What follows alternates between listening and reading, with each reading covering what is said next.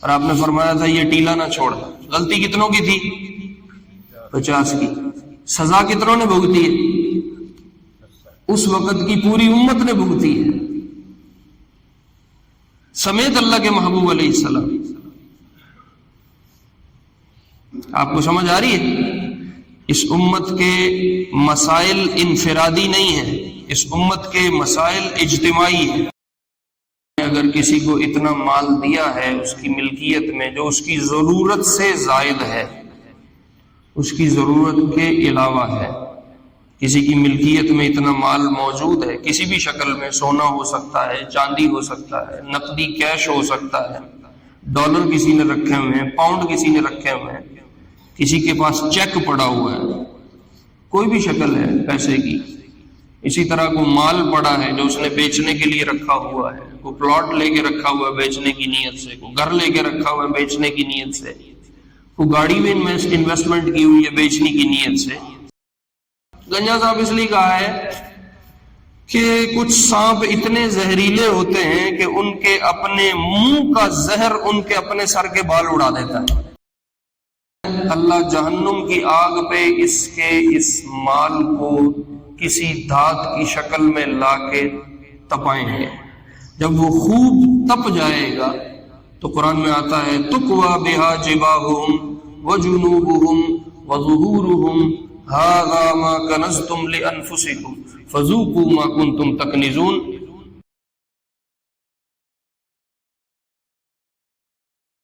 صلى عليك الله صلوات دائما فالعز والفوز ليس إلا فيك. بہت ضروری ہیں. پہلی بات تو یہ ہے کہ ابھی درمیان ہفتے میں آخری عشرہ شروع ہو جائے گا، اور آخری عشرے میں لیلۃ القدر رکھی گئی ہے جو 5 راتوں میں ہے، اور طاق راتوں میں اللہ کے نبی علیہ السلام نے ارشاد فرمائی ہے کہ طاق راتوں میں اسے تلاش کرو. یہ رات بہت قیمتی ہے. آپ علیہ السلام کے سامنے پچھلی امتوں کی زندگیاں پیش کی گئیں تو آپ نے ان کی دیکھی زندگی بہت لمبی لمبی ہے. 300 سال کا تو ان کا بچہ جوان ہوتا تھا، 1000 سال، 1200 سال.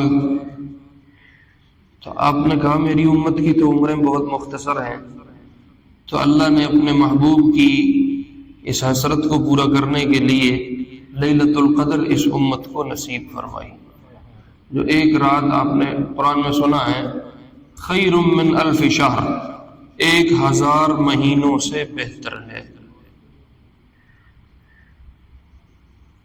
تو یہ رات بہت قیمتی ہے. کوشش کر کے اس رات میں کچھ نہ کچھ اعمال کر لیے جائیں. اگر 2 رکعتیں لیلۃ القدر کی نصیب ہو گئیں کسی بھی طاق رات میں، اگر آپ کی 2 رکعتیں لیلۃ القدر سے میچ کر گئیں تو یہ 1000 سال نماز پڑھنے سے، 1000 مہینے نماز پڑھنے سے بہتر ہے. 1000 مہینے، 1000 مہینوں کے اگر سال بناؤ تو کتنے سال بنے؟ کافی سارے سال بنے. اور اگر آپ کا کوئی صدقہ اس رات میں کیا ہوا لیلۃ القدر سے میچ کر گیا تو بھلے 1 روپیہ تھا تو وہ 1000 مہینے صدقہ کرنے سے بہتر لکھ دیا جائے گا. اور اگر اس رات میں قرآن کی تلاوت ہو جائے تو ضرب 1000 لگ جائے گی. قرآن کا ہر حرف ہے 10 نیکیاں، بلکہ اور پیچھے سے لاؤ تو حدیث میں قرآن کے ہر حرف پہ 1 نیکی ہے، اور امت محمد کے لیے ہر نیکی ضرب 10 ہے، اور وہ ضرب 10 رمضان میں آ کے ضرب 70 ہو چکی ہے. اب 70 کو جا کے لگاؤ 1000 مہینوں سے ضرب، تو وہ 1 حرف پہ جا کے بنے گی. تو اب جس آدمی نے 1 پارہ پڑھ لیا، 2 پارے پڑھ لیے اور وہ لیلۃ القدر سے میچ کر گئے تو وہ خیر من 1000 شہر، وہ تو میرا خیال ہے کیلکولیٹر فارغ ہو جائے گا. مفسرین نے لکھا ہے 3 دفعہ سورۃ اخلاص کا پڑھ لینا ایک قرآن ختم کرنے کے برابر ہے۔ تو اگر آپ ان طاق راتوں میں سے ہر رات میں 3 دفعہ سورۃ اخلاص پڑھ لیں اور وہ آپ کی لیلۃ القدر سے میچ کر جائے تو خیر من الف شہر والے قرآن ختم کرنے کا ثواب آپ کے کھاتے پڑ جائے گا۔ تو یہ بہت قیمتی رات ہے، اللہ کی شان ہے۔ اس رات کا علم پہلے امت کے پاس تھا، امت کو پتہ چل جاتا تھا بھئی یہ رات لیلۃ القدر ہے۔ آپ علیہ السلام کے زمانے میں صحابہ کو معلوم ہو جاتا تھا کہ آج والی جو رات ہے یہ لیلۃ القدر ہے۔ پھر ایک دفعہ آپ باہر تشریف لائے لوگوں کو بتانے کے لیے کہ بھائی آج شب قدر کی رات ہوگی یا فلاں رات شب قدر کی ہوگی۔ جب آپ باہر تشریف لائے تو 2 صحابی آپس میں جھگڑا کر رہے تھے، کسی بات پہ لڑ رہے تھے، تلخی ہو گئی، ہماری زبان میں کہہ لو منہ ماری ہو گئی۔ تو جب آپ باہر تشریف لائے تو آپ ان کو چھڑانے میں لگ گئے اور ان کی صلح کرانے میں لگ گئے، ان کا وہ تصفیہ کرانے لگ گئے۔ تو جب وہ معاملہ ٹھنڈا ہوا تو آپ نے فرمایا میں تو نکلا تھا تمہیں لیلۃ القدر بتانے کے لیے، لیکن اب میرے سے بھی وہ علم اٹھا لیا گیا ہے، اب مجھے بھی نہیں پتا کس رات میں وہ لیلۃ القدر آئے گی۔ تو انہوں نے کہا یہ تو بڑا نقصان ہو گیا، اب ہمیں کیسے معلوم ہوگا؟ آپ نے فرمایا آخری طاق راتوں میں تلاش کیا کرو، آخری عشرے کی طاق راتیں ڈھونڈ لو، اس میں کسی میں بھی لیلۃ القدر تمہیں مل جائے گی۔ اس پہ علماء نے ایک بڑی زبردست بحث رکھی ہے۔ علماء نے لکھا ہے کہ یہ امت انفرادی نہیں ہے، یہ امت اجتماعی ہے۔ یہ میری بات ذرا دھیان سے سننا، یہ امت انفرادی نہیں ہے، یہ امت اجتماعی ہے۔ اس کا ہر مسئلہ انفرادی طور پہ حل نہیں ہوگا، اجتماعی طور پہ حل ہوگا۔ اگر مسئلہ خراب ہوگا تو انفرادی نہیں ہوگا، اجتماعی خراب ہوگا۔ اس لیے لڑائی 2 بندوں کی تھی اور علم سے محروم پوری امت ہوئی ہے۔ تو علماء نے لکھا ہے گناہ کوئی ایک کرے گا، سزا پوری امت پہ جائے گی۔ نحوست سارا محلہ اٹھائے، نماز ایک نے چھوڑی ہے، نحوست پورے محلے پہ جائے گی۔ سود ایک بندہ کھا رہا ہے، نحوست پورے محلے پہ جائے گی۔ یہ اجتماعی امت ہے، انفرادی نہیں۔ اور اگر کوئی نیکی کرتا ہے تو اس کا ثواب، اس کی خیر، اس کی برکت بھی اجتماعی پڑے گی، انفرادی نہیں ہوگی۔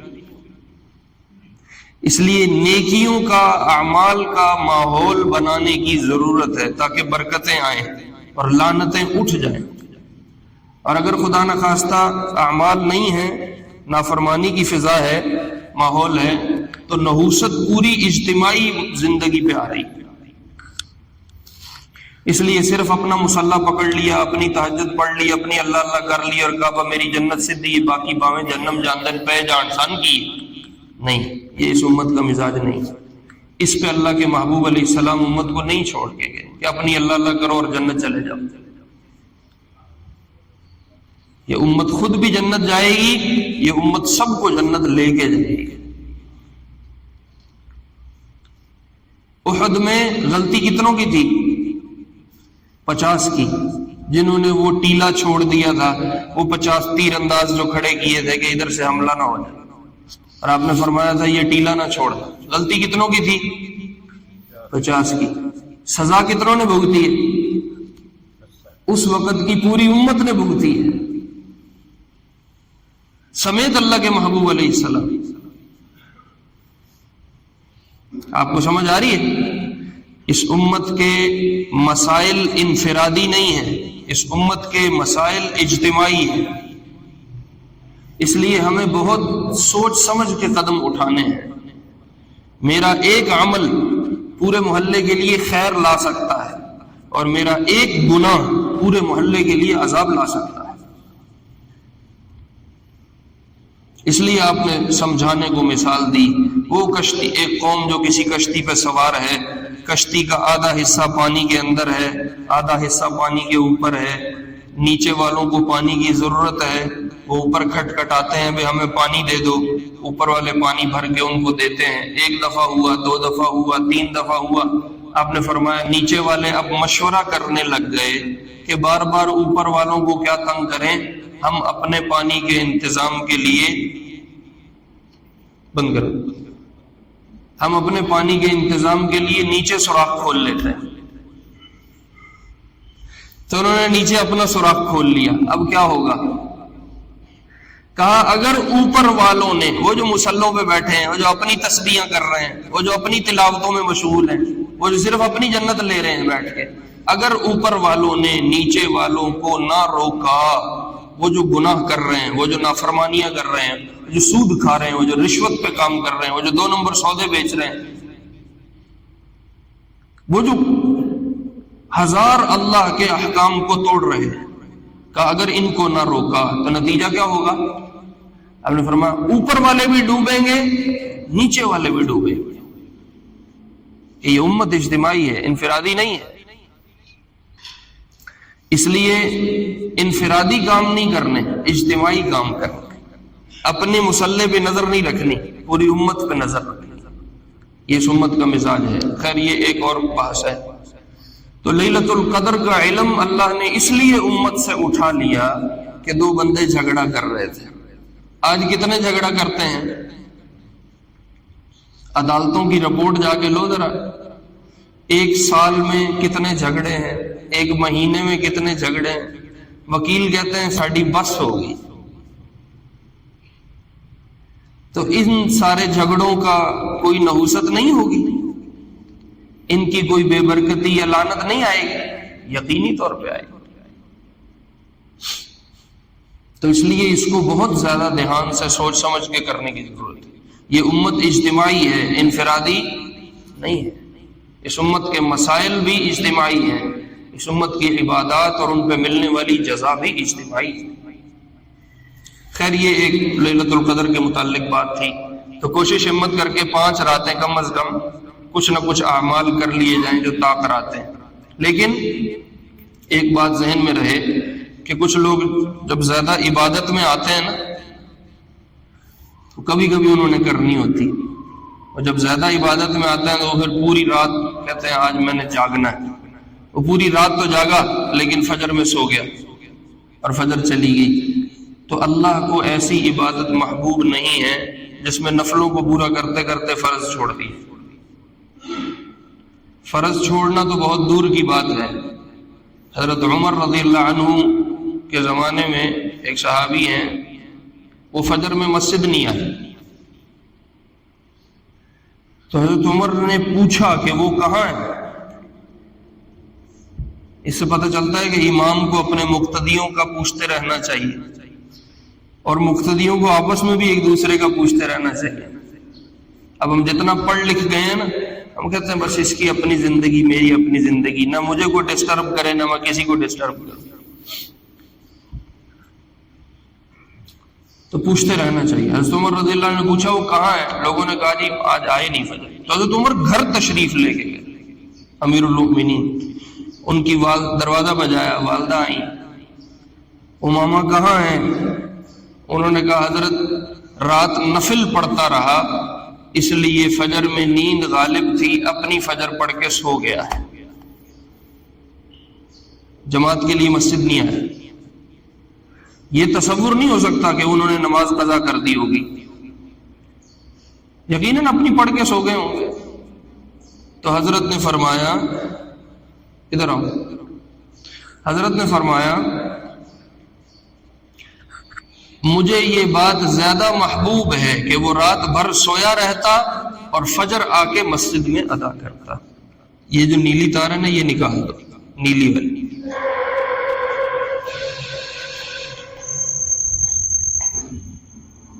نہیں، اوپر والا بند ہو گیا۔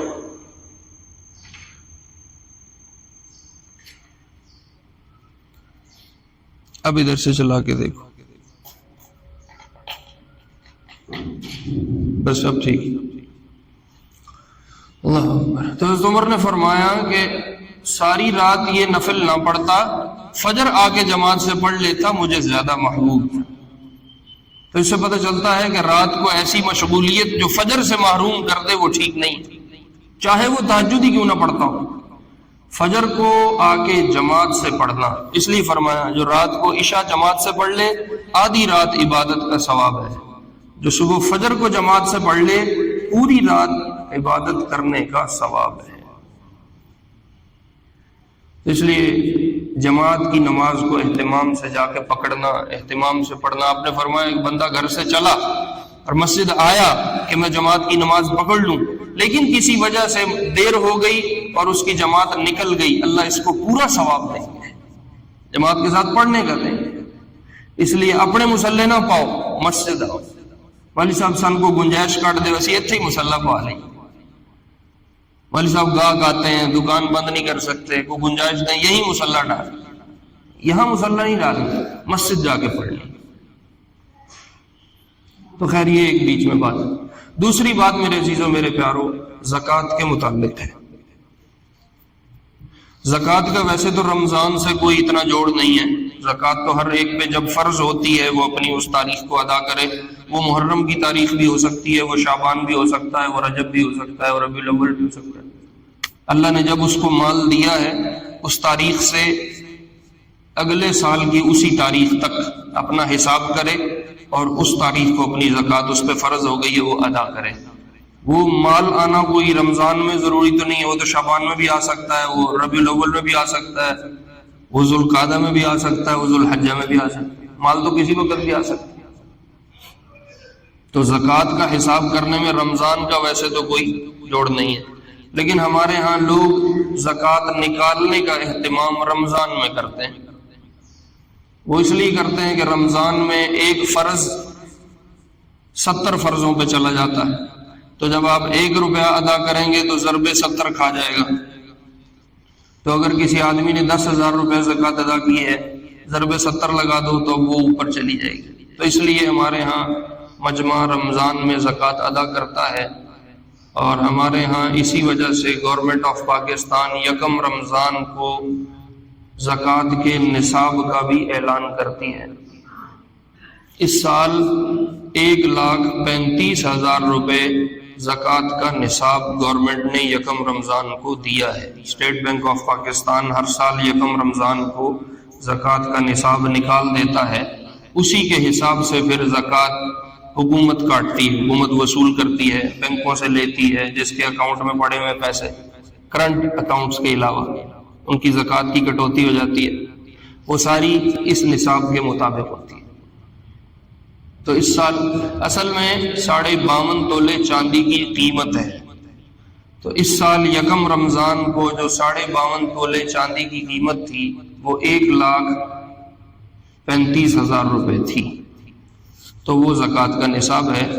اللہ نے اگر کسی کو اتنا مال دیا ہے اس کی ملکیت میں جو اس کی ضرورت سے زائد ہے، اس کی ضرورت کے علاوہ ہے، کسی کی ملکیت میں اتنا مال موجود ہے، کسی بھی شکل میں، سونا ہو سکتا ہے، چاندی ہو سکتا ہے، نقدی کیش ہو سکتا ہے، ڈالر کسی نے رکھے ہوئے ہیں، پاؤنڈ کسی نے رکھے ہوئے ہیں، کسی کے پاس چیک پڑا ہوا ہے، کوئی بھی شکل ہے پیسے کی، اسی طرح کو مال پڑا ہے جو اس نے بیچنے کے لیے رکھا ہوا ہے، کوئی پلاٹ لے کے رکھا ہوا ہے بیچنے کی نیت سے، کوئی گھر لے کے رکھا ہوا ہے بیچنے کی نیت سے، کوئی گاڑی بھی انویسٹمنٹ کی ہوئی ہے بیچنے کی نیت سے، تو اب اگر اس کی ملکیت 1,35,000 روپے اس کی ضروریات سے زائد موجود ہے اور 1 سال گزر چکا ہے تو اس پہ زکوٰۃ ہے، یہ اپنی زکوٰۃ کا حساب کرے، اس کو ادا کرے۔ حساب کیسے کرنا ہے مختصر بتا دیتا ہوں۔ اگر ایک آدمی کے پاس صرف سونا ہے اور کوئی شے نہیں، 1 روپیہ نہیں ہے، 1 رتی چاندی نہیں ہے، کوئی اور بلا نہیں ہے اس کے پاس، صرف سونا ہے اس کے پاس اس کی ملکیت میں اور کوئی شے نہیں ہے، اور ایسا میرا نہیں خیال کو بندہ دنیا میں موجود ہے، کو ہزاروں میں لاکھوں میں کوئی ایک ہوگا جس کے پاس سونا تو پڑا ہے اور کھانڈ 50 روپیے بھی نہیں ہے، یہ بہت کم ایسا کیس ہے۔ تو کوئی بھی شخص مرد ہو یا عورت ہو بالغ ہونا چاہیے، مسلمان ہونا چاہیے، جس کی ملکیت میں صرف سونا ہے اور کوئی شے نہیں ہے تو اس کے لیے 7.5 تولے سونا نصاب ہے۔ یعنی اگر اس کی ملکیت میں 7.5 تولے سونا آ جائے، صرف سونا ہو، تو اب 7.5 تولے سونا کے حساب سے یہ زکوٰۃ دے گا۔ جب تک 5 تولے ہے، 6 تولے ہے، 6.5 تولے ہے، 6.25 ہے، تب تک کوئی زکوٰۃ نہیں۔ جب 7.5 تولے پہ جائے گا اب اس پہ زکوٰۃ آئے گی۔ یہ ہے صرف سونے کی شکل میں۔ جب ایک آدمی کے پاس سونا بھی ہو اور کچھ نقدی ہو، چاہے 10 روپے ہیں، 5 روپے ہیں، اور چاندی ہو یا نہ ہو، ساتھ شامل کر لو۔ کو بیچنے کے لیے سامان رکھا ہوا ہے، مال تجارت موجود ہے، اس کو ساتھ شامل کر لو۔ جب 3-4 چیزیں اکٹھی ہو جائیں تو اب نصاب 7.5 تولے سونا نہیں ہے، اب نصاب 52.5 تولے چاندی ہے۔ 52.5 تولے چاندی کی قیمت کا مارکیٹ سے ویلیو پتہ کر کے اس کی جو قیمت بنتی ہے وہ زکوٰۃ کا نصاب بنے گا۔ اپنی ٹوٹل مالیت دیکھ لے کتنی ہے، میری ملکیت میں کتنا مال موجود ہے اور اس پہ 1 سال گزر چکا ہے، تو اب اگر وہ 1,35,000 سے بڑھ جاتا ہے تو یہ سارے مال کو جمع کر کے اس کو 40 پہ تقسیم کر لے، جو جواب آئے گا وہ اس کی زکوٰۃ ہے۔ آسان حل ہے۔ مثلا میرے پاس ایک مکان پڑا ہے برائے فروخت، میں نے لے کے رکھا ہوا تھا کہ کہیں اچھا ریٹ لگے گا میں بیچ دوں گا۔ ساتھ میرے پاس کو 20,000 روپے نقدی کیش بھی پڑی ہے، ساتھ میرے پاس دکان میں کوئی 3-4 لاکھ کا مال بھی پڑا ہے جو میں نے بیچنا ہے، اور میرے پاس کہیں میں نے اپنی بیٹی کے کو رخصت کرنے کے لیے کوئی سونا بھی جمع کر کے رکھا ہوا ہے، تھوڑی بہت چاندی بھی میں نے رکھی، تو اب 3-4 چیزیں اکٹھی ہو گئی، تو اب 52.5 تولے چاندی نصاب ہے۔ جب میری زکوٰۃ والی تاریخ آئے گی میں اپنی ٹوٹل مالیت جمع کروں گا، جو میں نے مکان یا دکان لے کے رکھی ہے بیچنے کے لیے، اس کی قیمت فروخت دیکھوں گا کیا لگے گی۔ مثلا اگر آج اس کو میں فروخت کرتا ہوں تو اس کی کیا قیمت ہے، کیا ویلیو ہے، اس قیمت فروخت کے حساب سے میں اس کی ایک ویلیو بناؤں گا۔ مثلا وہ بن گئی 30 لاکھ روپے، اگر میں اس کو آج بیچتا ہوں تو 30 لاکھ میں بکے گی، تو 30 لاکھ روپے یہ ہو گئے۔ 3 لاکھ روپے کا سامان میں نے بیچنے کے لیے رکھا ہوا ہے، وہ بھی میرے پاس دکان میں پڑا ہے، کوئی 2 لاکھ روپے میرے پاس نقدی بھی پڑی ہے، تو اب یہ 30 لاکھ جمع 5 لاکھ 35 ہو گئے، اور اسی طرح میں نے کوئی سونا رکھا ہوا ہے 5 لاکھ کا مثلا، تو 40 لاکھ میرے پاس ٹوٹل ہو گئے، تو 40 لاکھ کا عدد میرے پاس آ گیا۔ اس 40 لاکھ کو تقسیم 40 کر دو، جو جواب آئے گا وہ میری زکوٰۃ ہے۔ یہ زکوٰۃ نکالنے کا آسان طریقہ ہے۔ اب 2 کام کرنے ہیں۔ ایک کام تو یہ کرنا ہے کہ اپنی واجب الادا رقمیں دیکھنی ہیں، وہ کون کون سی ہیں، میں نے کس کس کا مال دینا ہے۔ کسی سے ادھار پکڑا ہوا ہے، کسی سے قرض لیا ہوا ہے، میں نے بھی بجلی کا بل دینا ہے جو گھر آ چکا ہے، گیس کا بل دینا ہے جو گھر آ چکا ہے، میں نے کمیٹی ڈالی ہوئی تھی، کمیٹی میری نکل چکی ہے، ابھی کچھ قسطیں باقی ہیں جو میں نے دینی ہیں، میں نے گاڑی 1 قسطوں پہ لی ہوئی ہے، اس کی قسطیں باقی ہیں جو میں نے دینی۔ یہ ساری وہ رقمیں ہیں جو میں نے ادا کرنی ہے، میرے ذمے میں، یہ سارا میرے ذمے کسی دوسرے کا قرض ہے۔ تو جتنا قرض ہے وہ آپ کی ٹوٹل مالیت میں سے مائنس ہو جائے گا، ٹوٹل مال میں سے اس کو آپ نفی کر دیں گے۔ یعنی اگر 40 لاکھ روپے بنے تھے اور میرے پاس 1 لاکھ روپے ادھار ہے جو میں نے دینا ہے، قرض دینا ہے، تو 40 لاکھ میں سے 10 لاکھ نکل جائے گا۔ اب 30 لاکھ کا میں حساب کروں گا۔ یہ آسان طریقہ ہے۔ اور جتنی واجب الوصول رقمیں جو میرے پاس متوقع ہیں کہ میرے پاس آئیں گی، کسی نے میرے سے ادھار لیا ہوا ہے، میں نے کہیں مارکیٹ میں پھینکا ہوا ہے پیسہ جو مجھے واپس آ جائے گا، کہیں میں نے سیکورٹی دی ہوئی ہے جو کل کو مجھے واپس مل جائے گی۔ عموماً لوگ پگڑی کا مسئلہ پوچھتے ہیں، وہ جی دکان کی پگڑی رکھوائی ہوئی ہے، تو وہ رقم جس کی توقع ہے کہ یہ مجھے واپس مل جائے گی، وہ رقم میری مالیت، میری ملکیت ہے، وہ ساری اس ٹوٹل مال میں جمع ہوگی۔ تو مثلا 40 لاکھ روپے میرے پاس بنا اور وہ 5 لاکھ روپے میں نے ادھار پھینکا ہوا ہے مارکیٹ میں، وہ بھی میرے پاس واپس آئے گا، تو اب میری ٹوٹل مالیت کتنی ہو جائے گی؟ 45 لاکھ ہو جائے گی۔ تو واجب الادا رقمیں مائنس کرنی ہے، واجب الوصول رقمیں اس میں جمع کرنی، ایڈ کرنی، اور ان کو ٹوٹل مالیت بنا کے اس کا 2.5% آپ نے زکوٰۃ میں دینا ہے. یعنی اگر وہ 1 لاکھ روپے ہے تو اس پہ 2500 روپے زکوٰۃ ہے، 2 لاکھ روپے ہے تو وہ 5000 روپے زکوٰۃ ہے. تو یہ بہت تھوڑا سا ہے، اس زکوٰۃ کو ادا کر دینا چاہیے. ورنہ اگر یہ زکوٰۃ یوں ہی ساتھ چلی گئی تو 2 باتیں بڑی سخت ہیں.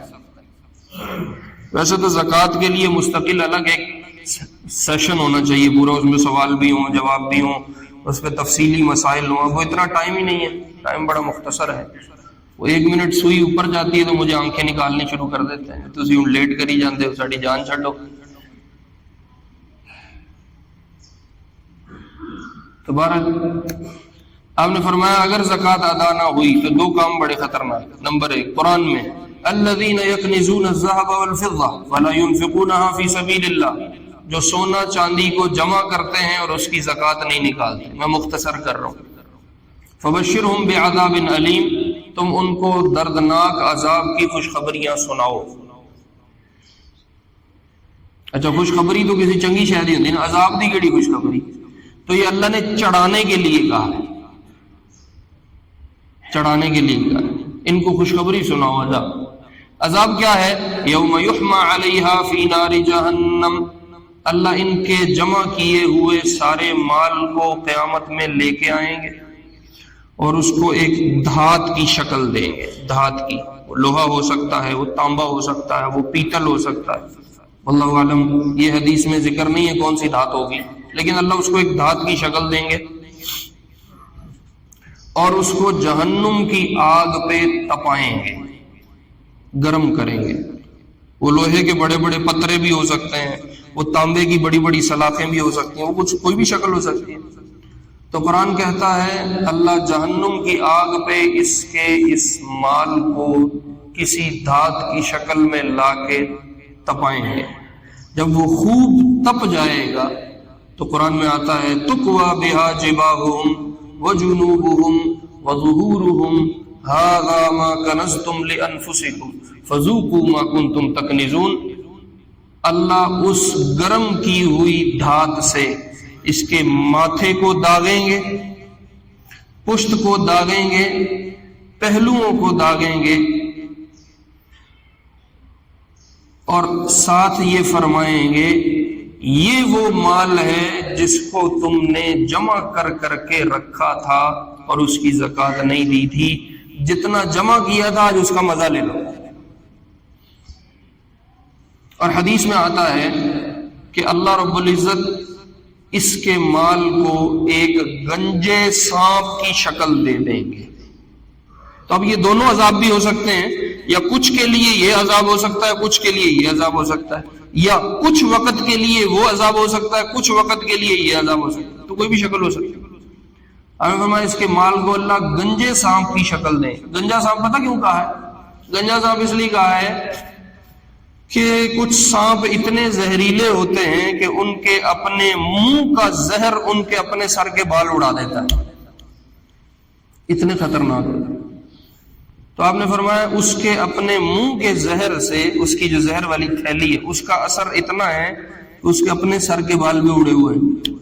اللہ اس مال کو گنجے سانپ کی شکل دے کے اس پہ مسلط کر دیں گے، جو اس کو تا قیامت ڈستا رہے گا، اور یہ سانپ اسے کہے گا میں تیرا وہ مال ہوں جس کو تو نے جمع کر کر کے رکھا تھا. تو اس لیے زکوٰۃ کے معاملے میں بہت احتیاط برتنی چاہیے. آخری ایک بات کرتے ہیں، بس پھر سنتیں پڑھتے ہیں. انسان جتنا بھی اللہ کے نام پہ خرچ کرتا ہے، جتنا بھی نکالتا ہے، مال لگاتا ہے، اس کی 2 شکلیں، یا وہ نفلی طور پہ لگاتا ہے یا اس کے ذمے میں ہے تو لگاتا ہے. نفلی طور پہ ایسے کہ جیسے ہم فرض نماز پڑھتے ہیں اور ہم کچھ نفل بھی پڑھتے ہیں. نفل ہم اس لیے پڑھتے ہیں کہ جنت میں درجات بڑھ جائیں گے، میں اور اللہ کے قریب ہو جاؤں گا، یا اللہ اور زیادہ راضی ہو جائیں گے، تو میں اپنی اضافی محنت کرتا ہوں، اس کو نفل کہتے ہیں. اور ایک ہوتی ہے عبادت جو فرض ہے، جیسے فرض نماز ہے، فجر ہے، ظہر ہے، عصر ہے. تو انسان 2 طرح خرچ کرتا ہے. کچھ مال وہ ہے جو اضافی محنت ہے جنت کے لیے، اللہ کی رضا کے لیے، وہ سارا نفلی صدقہ ہوتا ہے. دوسرا وہ خرچ ہے جو اس کے ذمے میں اللہ کا حق ہے، جیسے زکوٰۃ ہے، جیسے عشر ہے، جیسے کو قسم کھائی تھی اس کا کفارہ پڑ گیا، جیسے کو منت مانی تھی وہ دینی پڑ گئی، وہ منت پوری ہو گئی، ہن ذمے پیسے پہ گئے وہ دینے نے۔ تو اس طرح کا جتنا مال ہوتا ہے وہ ذمے میں فرض ہوتا ہے، اللہ کا حق ہے جو بندے کے ذمے۔ تو جو اس نے اضافی خرچ کیا ہے اللہ کے نام پہ اس کو صدقہ نفلی کہتے ہیں، صدقہ نافلہ، اور جو اس کے ذمے میں تھا اور یہ خرچ کرتا ہے اس کو صدقہ واجبہ کہتے ہیں۔ تو انسان کا خرچ کرنے والا مال دو طرح کا ہے، نافلہ اور واجبہ۔ اب میری بات دھیان سے سننا، نافلہ صدقے میں اگلے کا جس کو دیا جا رہا ہے اس کا مستحق ہونا ضروری نہیں ہے۔ نافلہ صدقے میں جس کو مال دیا جا رہا ہے اس کا مستحق ہونا ضروری نہیں ہے، وہ کسی کو بھی دیا جا سکتا ہے۔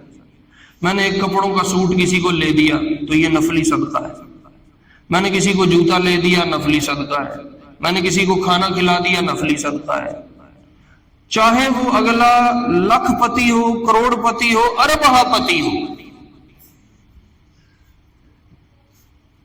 اربوں پتی ہو، آپ اس کو کھانا کھلائیں مسلمان ہیں تو صدقہ ہے، اس کو جوتا گفٹ کر دیں مسلمان ہیں تو صدقہ ہے۔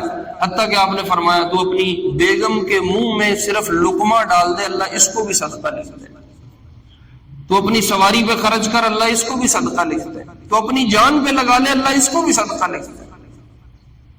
نفلی صدقے میں موج ہے، مستحق ہونا ضروری نہیں ہے۔ اپنی اولاد پہ لگاؤ یہ بھی صدقہ ہے، ملازمین پہ لگاؤ یہ بھی صدقہ ہے، کسی کو دے دو صدقہ ہے۔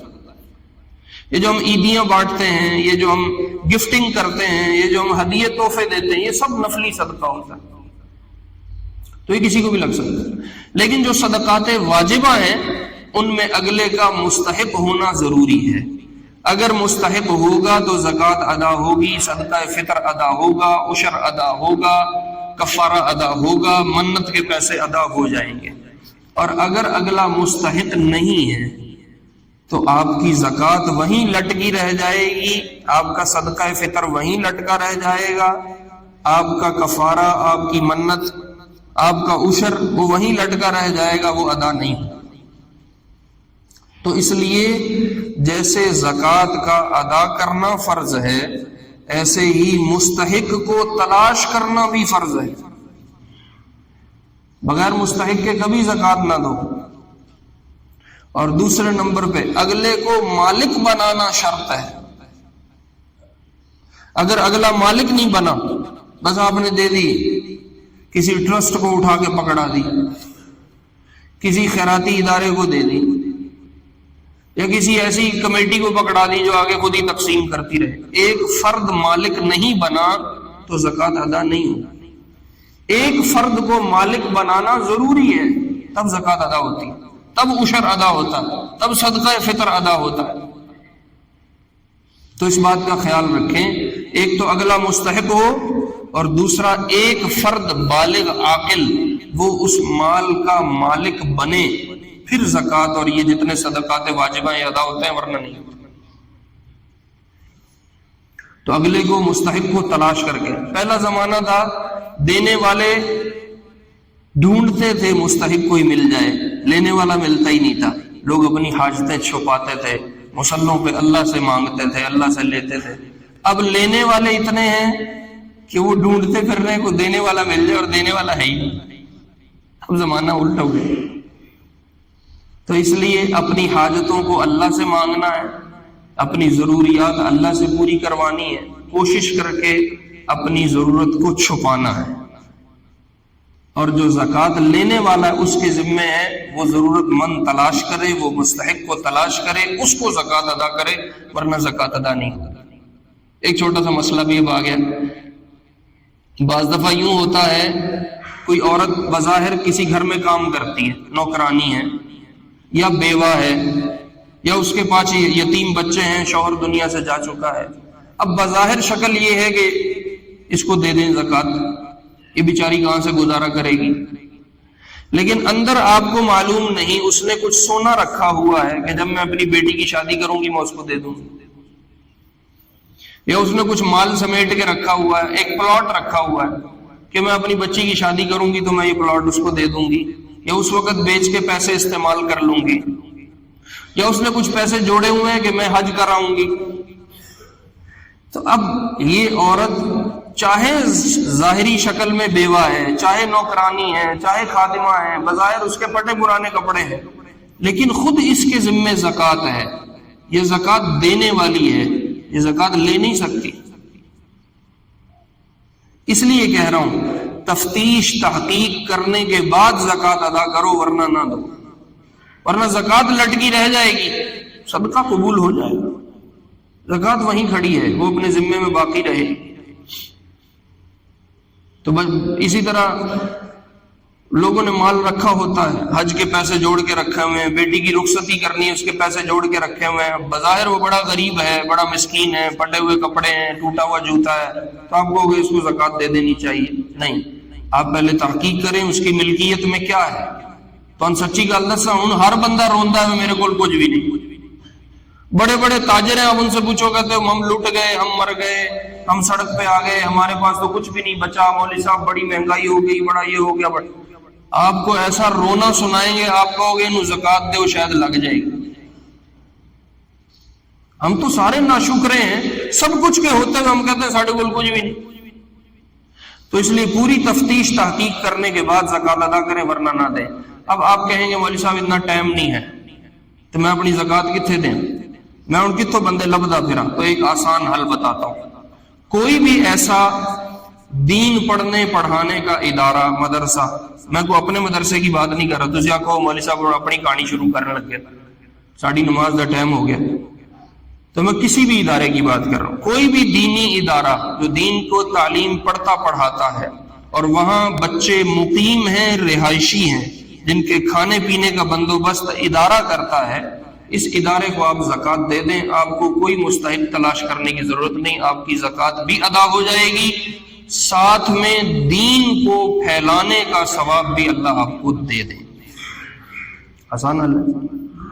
کوئی بھی ایسا ادارہ آپ کی نظر میں ہو، آپ تلاش کر لیں جہاں بچے مقیم ہوں، ان کے کھانے پینے کی رہائش کا بندوبست ادارے کے ذمے ہو، اس کو آپ زکوٰۃ دے دیں تو وہ بہترین مستحق ہیں، آپ کی زکوٰۃ بھی ادا ہوگی، ساتھ میں آپ کو دین کے پھیلانے کا، دین کو کھڑا رکھنے کا، دین کی حفاظت کا ثواب بھی مل جائے گا. یاد آ کر. اور آخر میں ایک چھوٹی سی بات کہتا ہوں، جو مساجد ہیں ان کو زکوٰۃ کا مال نہیں لگتا، ان کو صدقات واجبہ نہیں لگتے. کوئی آدمی کہے میں اپنی زکوٰۃ چو مسجد چ پکھے لوا دیاں، مسجد چ ٹوٹیاں لوا دیاں، مسجد چ پمپ لوا دیاں، تو مسجد کو صدقات کا مال نہیں لگتا، اس لیے کہ صدقات اور زکوٰۃ یہ مال کی میل کچیل ہوتے ہیں. اللہ چاہتے ہیں میرے گھروں میں پاک مال لگے، میل کچیل نہ لگے. تو جو 2.5% آپ نے دینا ہے وہ مسجد کو نہیں دینا، وہ میل کچیل ادھر ادھر دو. جو پیچھے آپ کا 97.5 روپیہ پاک ہو چکا ہے وہ وچوں مسیتی جا کے دو، وہ اللہ کے گھر کو دو، اس سے خیر کی شکلیں پیدا کرو، اس سے نلکا لگواؤ، اس سے غریبوں کو کھانے کھلاؤ، اس سے مساجد پہ لگاؤ، اس سے سیدوں کو دو. تسی یاد ہو 2.5 روپے کی ساڈا کم مکاؤ نہیں، 2.5 روپے سے تو مال پاک کر رہے ہیں آپ. جو پیچھے اب پاک ہوا ہے وہ عیاشیوں میں نہیں اڑانا، اس کو اللہ کے نام پہ خرچ کرنا. تو یہ ہماری مسجد ہے، کافی عرصے سے اسی حالت میں ہے. میں اس میں کچھ اب کام کروانا چاہتا ہوں. اگر کوئی ساتھی اس مسجد پہ لگانا چاہے اپنے 97.5 روپے میں سے تو وہ میرے سے مل لے. ہم اس مسجد کا کچھ کام کروانے کا ارادہ رکھتے ہیں. اگر کچھ جمع ہو گیا تو انشاءاللہ ہم جلدی اس کام کو شروع کریں گے. کچھ انتظام ہو چکا ہے، کچھ باقی ہے، اس کے لیے بھی ساتھی مجھ سے مل سکتے ہیں. میرا نمبر مل جائے گا یہاں دفتر سے، کسی نے رابطہ کرنا ہو تو میرے سے رابطہ کر لے. بہرحال زکوٰۃ وغیرہ کے صدقات واجبہ جتنے ہیں وہ مدارس ان کا بہترین مصرف ہے، آپ مدارس کو دے دیں. اور اگر کوئی آپ کا رشتہ دار، کو محلے دار آپ کی نظر میں ہے تو سب سے بہترین مستحق وہ ہے، اس کو دیں. اور جو صدقات واجبہ نافلہ کے علاوہ مال ہے، ہدیے کی شکل میں، وقف کی شکل میں، وہ مساجد کو لگ سکتا ہے. اس کے لیے کوئی بھی مسجد ہو آپ تلاش کر لیں، یہ ہماری مسجد ہے، آپ کے سامنے ماشاءاللہ لوگ آتے ہیں یہاں جمعہ پڑھتے ہیں، کافی عرصے سے یہ اسی شکل میں ہیں، ہمارے ابا جی یوں ہی چھوڑ کے گئے تھے، ابھی تک یوں ہی چل رہی ہے، کچھ 7 سال تو مجھے بھی ہو گئے یہاں جمعہ پڑھاتے ہوئے۔ تو اب میں کچھ یہاں تھوڑا سا کام کروانا چاہتا ہوں، اس سلسلے میں اگر کوئی ساتھی ہمت کر لے، اس میں تعاون کرے تو انشاءاللہ اس کے لیے دنیا آخرت میں بھلا ہی بھلا، اجر ہی اجر۔ اللہ رب العزت کے سننے پہ عمل کی توفیق نصیب فرمائے۔ سنت اللہ۔